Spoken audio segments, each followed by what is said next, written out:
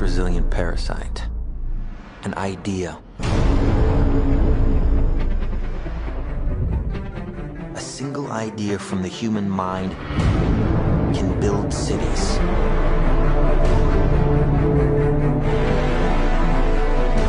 An idea can transform the world and rewrite all the rules.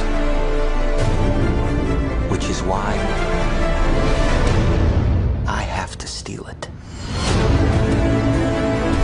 He's hiding something and we need to find out what that is. We gotta break out of here. Give him the kick!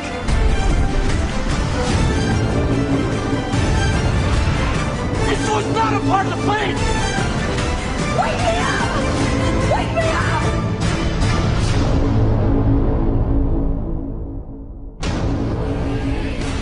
I know we have still not shattered that highest and hardest glass ceiling, but someday someone will, and hopefully sooner than we might think.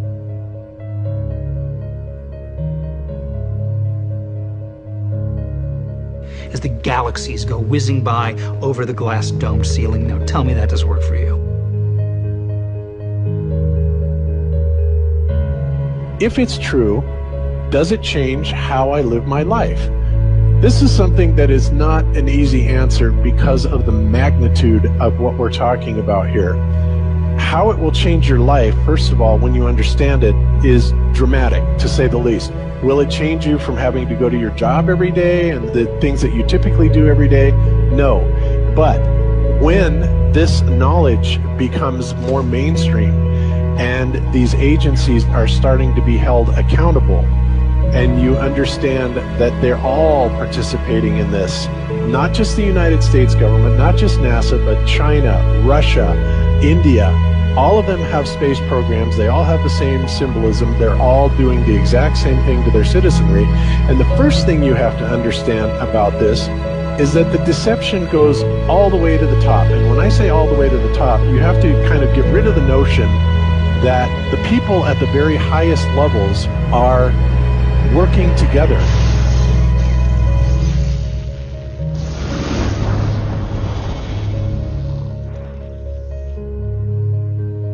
Why would they do this? Why are they trying to hide the fact that we are on an infinite plane or on a flat earth rather than a ball? Well, if you isolate people into the idea that they're on a blue marble that's in the middle of a universe that is really insignificant and there's thousands or millions and billions of other worlds and possibly other civilizations, that makes most people think that we are insignificant and that we did actually come about as some sort of an accident.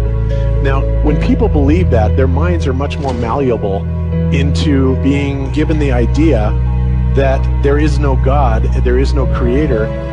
And because of that, that also gives the controllers this fertile soil to build other deceptions on.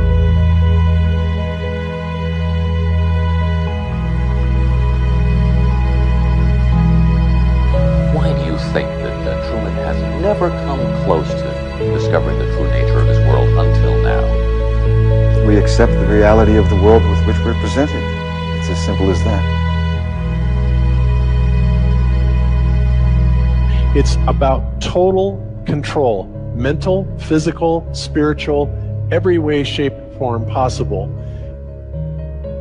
You have to remember how big of a conspiracy this is. This isn't talking about just the JFK thing or isn't talking about just 9/11.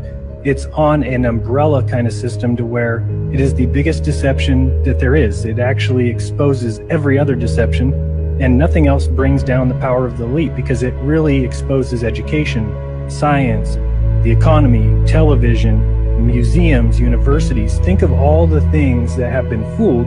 I feel worse for the people that are out there building satellites, the people that are out there actually working for these space agencies, the people out there teaching in schools as professors, because they would all come to the conclusion eventually, once this gets out, that they've all been contributing to the lie.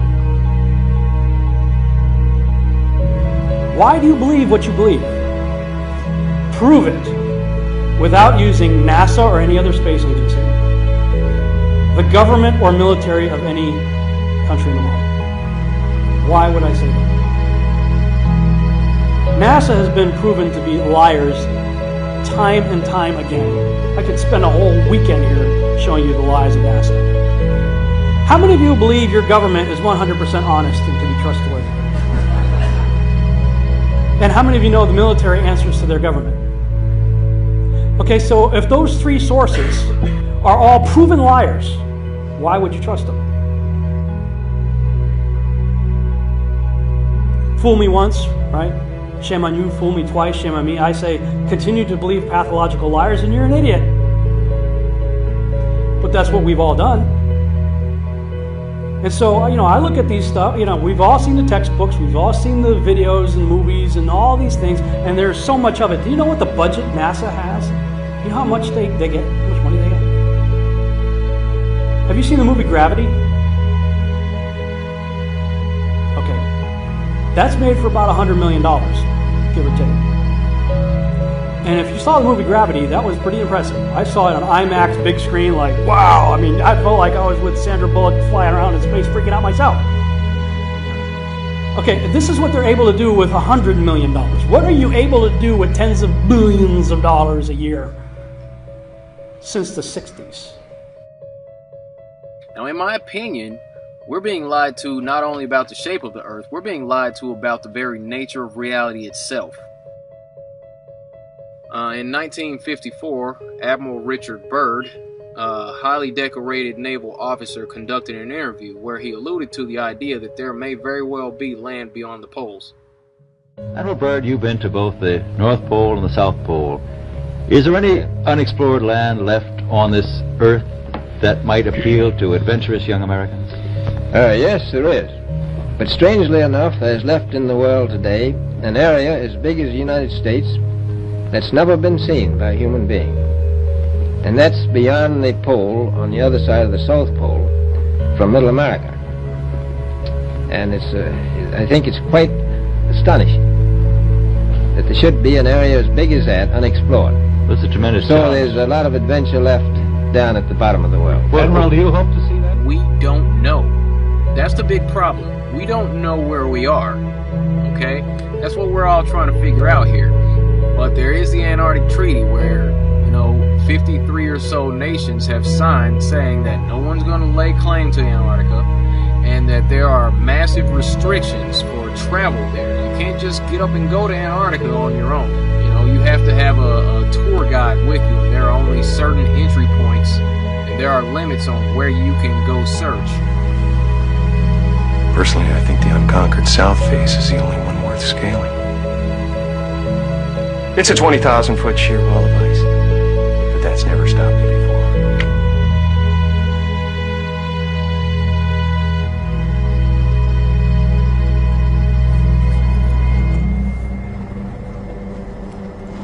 Welcome.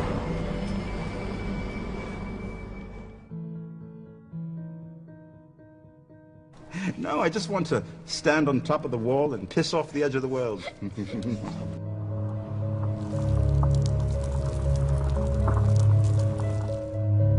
What difference does it make? What difference does it make? Yeah, that's their favorite line. Got a lot of people, what difference does it make? You can't figure out what difference it makes? If you can't figure out what difference it makes that the people running your world are lying to you over and over your whole life, if you can't figure out that someone lying to you is trying to control you, suppressing of information, of knowledge, is control. Deception of information and knowledge is a form of control. So what difference does it make? It makes a big difference, because once they start omitting information or lying about information about where you live, they're doing it to control you, period. Why am I having to explain this to critical thinkers in the truth movement? The way you control billions of people is to keep them divided and fighting each other. Flat Earth is not a psyop. Flat Earth destroys the psyop. Every psyop that's been used to control us for as long as they've known about it. So this system has been in power and control for hundreds of years, ever since they convinced the rest of the world that they didn't know where they live. It created this fantastical scenario to make people feel insignificant and to follow those that appear to know better. Why is the flat earth so important? Because it shows the deception. And if everybody would just come together and demand answers, they would be in checkmate. They would not know what to do. Train up a child in the way that he should go, and when he is old, he will not depart from it. I believe that's why we have so many who are indoctrinated to still believe and fight so hard for the heliocentric model.